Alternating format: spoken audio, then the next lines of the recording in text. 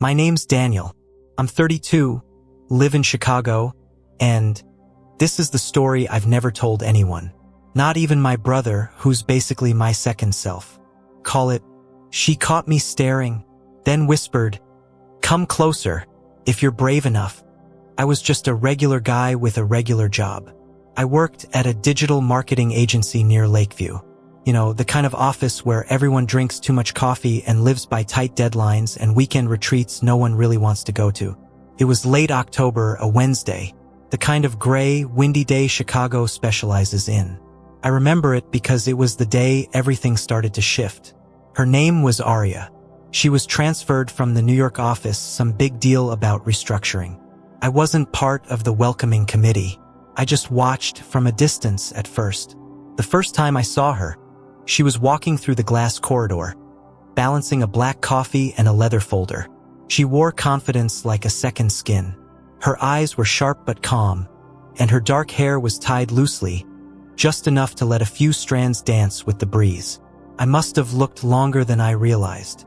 She stopped, mid-step, turned slightly, caught me, and then she smiled. But it wasn't just a polite, distant smile.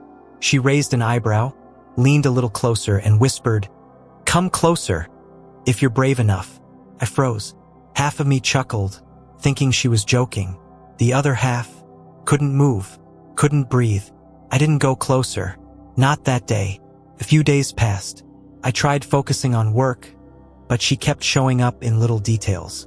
In meetings, at the coffee machine, in the elevator where she'd smile just enough to drive me mad.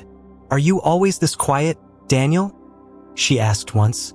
Eyes locked on mine as the elevator doors closed. "Only when I'm trying to figure someone out," I replied, not even thinking. She smiled wider that time. "Then I guess we're both mysteries." That was the beginning. We started talking during those late evenings when the office lights were dimmed and most people had gone home. I'd find her in the break room, reading weird poetry or humming old soul songs. Sometimes she'd hum the same line over and over, like she was stuck in it, or hiding in it. And the more we talked, the more I realized there was something broken about her. Not obvious, not visible, but real. She told me once, while sipping red wine from a paper cup at the edge of a company party, "Most people are just pretending not to drown. I've gotten good at holding my breath." I didn't know what to say to that. I just stood there, beside her, feeling like maybe I was pretending too. Over time, we got close. Not in the cheesy way where fireworks go off and violins start playing, but in the way two scarred people recognize each other.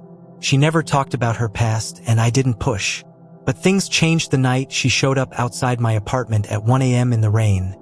Mascara streaked, eyes hollow. "I had nowhere else to go," she said, her voice cracking. I let her in. She didn't speak for the next 2 hours. Just sat there, staring at the rain like it was revealing something only she could see. She fell asleep on my couch. When I draped a blanket over her, she flinched like she was waking from some violent memory. But then her hand found mine. That was the first night I realized I was falling for her. Hard. But love has layers. And Arya had walls I couldn't even see, let alone climb. At work, we kept things quiet. But people talk. Rumors started. Whispers. Our boss, Mr. Gallahan, pulled me aside one Friday and asked if I thought personal entanglements were affecting team productivity. I shrugged it off. So did she. But the looks, they followed us. That weekend, we drove out to a cabin near Starved Rock. Just us. No signal. No work. She was different there. Lighter. We cooked breakfast together. She sang an old Billie Holiday song off-key. And for a moment, it felt real. Like maybe this could be it. The thing people search for. But that night, as we sat by the fire, she grew quiet again. I looked at her, the flickering light casting shadows over her face, and I asked gently, "What are you scared of?" She looked at me, dead serious. "The day you'll stop looking at me like I'm worth saving." I didn't know what to say, so I kissed her. But what I didn't know was that she was already pulling away, emotionally, subtly. Things at the office got worse. One morning, an anonymous HR complaint came in about impropriety between Arya and a senior team member. I was pulled into meetings. She was put on probation. She looked betrayed but also unsurprised. I tried to fight it, but that's when everything began unraveling. One day, I walked into her apartment. Her things were gone. No note, no call, just gone. I tried finding her, called the New York office, asked around. Nothing. Weeks passed. Then late one night I got a letter. No return address, just my name written in her handwriting. Inside was a single Polaroid. Her, smiling, standing in front of a beach I didn't recognize. On the back, "Don't come looking for me. Please, just remember me here." Like this. That was a year ago. And not a day goes by that I don't replay everything. Who filed that complaint? Where did she go? What was she running from? Or worse, who? Months passed. I moved apartments, switched teams, tried dating again, smiled when I had to, laughed when people expected it. But inside, I was haunted, not by her absence, but by the silence she left behind. You know how sometimes people disappear, and you keep hearing their voice long after they're gone? That was Arya. Her laugh still echoed in songs on the radio. Her words, the ones she whispered in half-dark rooms, kept coming back like unfinished questions. And I couldn't stop wondering, what was she afraid of? Because she wasn't afraid of love. Or me. Not exactly. Then, one day in February, I saw her. No, not in person. I was sitting at a bar with my friend Mike, and a breaking news story came on TV. Some high-profile scandal involving a real estate tycoon from New York. Embezzlement, fraud, abuse. They showed the man being escorted out in cuffs. And there, standing in the background of the footage, was Arya. Barely visible. But her eyes. I knew those eyes. She wasn't running from love. She was running from a man. Her stepfather. The same one who'd adopted her when her mother remarried. The same one who, as I later learned through hours of digging online, had used his money and power to silence people.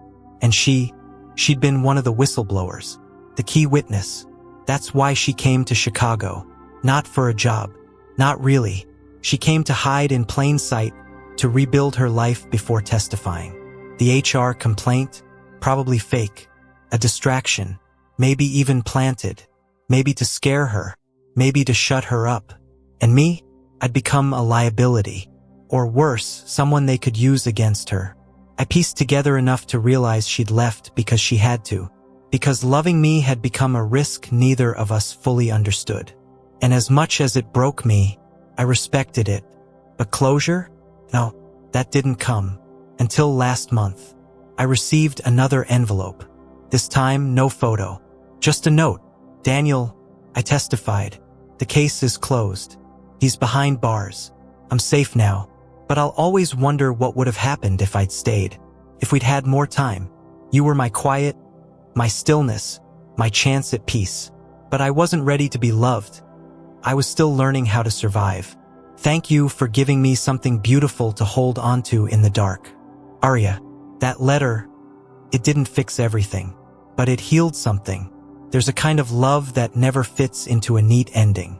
It doesn't always walk hand in hand into sunsets or wear rings or raise kids.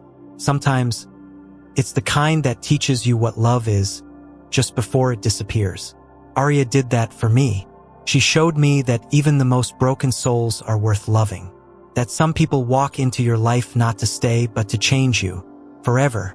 And maybe that's okay. If you're listening to this and wondering why I told this story, it's because I need you to know real love isn't always tidy. It's not always loud. Sometimes it's quiet, complicated, frightening. Sometimes it walks away so it can protect you, not hurt you. And if you've ever loved someone who couldn't stay, please believe this. It wasn't because you weren't enough. It was because their world was too heavy, too dangerous, too unfinished to carry anyone else. But your love mattered. It always matters. And if you're lucky enough to love again, love bravely. Look someone in the eyes and say, "Come closer," if you're brave enough. Because sometimes they will be. And sometimes you'll find the kind of love that doesn't need to hide anymore.